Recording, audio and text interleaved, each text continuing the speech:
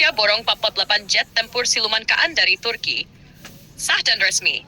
Indonesia menandatangani kontrak besar dengan Turki untuk pengadaan 48 unit jet tempur generasi kelima Kaan. Kontrak ini diumumkan langsung dalam ajang IDEF 2025 di Istanbul, Turki, dan bernilai fantastis, sekitar 10 miliar dolar AS, atau lebih dari 160 triliun. Jet tempur Kaan bukan jet sembarangan. Inilah pesawat tempur siluman generasi kelima buatan Turkish Aerospace, yang digadang-gadang bakal menyaingi FTD kelima Lightning II milik Amerika dan J-20 milik China. Dengan desain siluman, radar AESA generasi baru, kemampuan tempur udara ke udara dan udara ke darat, serta teknologi komputasi tempur yang sangat canggih, Kaan akan menjadi tulang punggung kekuatan udara Turki, dan kini juga Indonesia. Penandatanganan kontrak ini melibatkan PT Republik Aero Dirgantara, anak perusahaan Republik Orb, dan PT Dirgantara Indonesia, PTDI. Tidak hanya membeli, Indonesia juga akan ikut serta dalam proyek ini melalui kerjasama rekayasa produksi dan alih teknologi. Dalam pernyataannya, Turkish Aerospace menulis, open quote, kami telah menandatangani perjanjian penting dengan Indonesia untuk proyek Kaan. Perjanjian ini mencakup pengadaan 48 jet tempur Kaan, sekaligus kerjasama dalam rekayasa produksi dan berbagi teknologi. Close quote. Artinya, bukan hanya menerima pesawat, Indonesia juga akan mendapatkan server pengetahuan dan keterlibatan langsung dalam pengembangan teknologi jet tempur masa depan. Penandatanganan ini disaksikan langsung oleh para pejabat tinggi dari kedua negara. Dari Indonesia hadir CEO Republik Corp Norman Joseph, Dirut PTDI Gita Amperiawan, dan perwakilan dari Kementerian Pertahanan RI.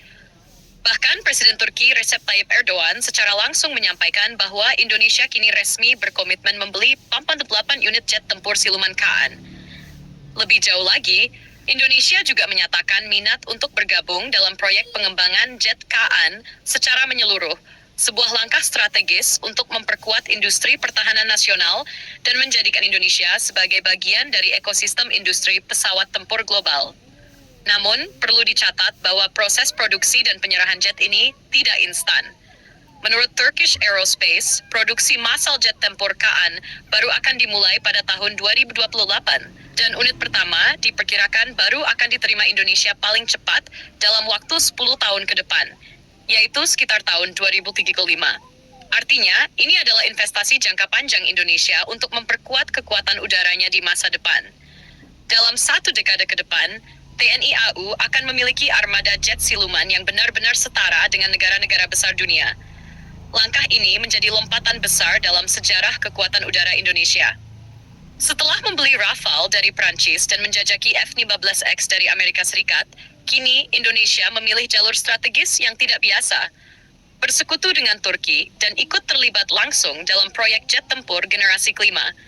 Dengan Kaan, Indonesia tidak hanya menambah jumlah pesawat tempur, tapi juga membangun kekuatan udara yang lebih maju, modern, dan berdaya gentar tinggi.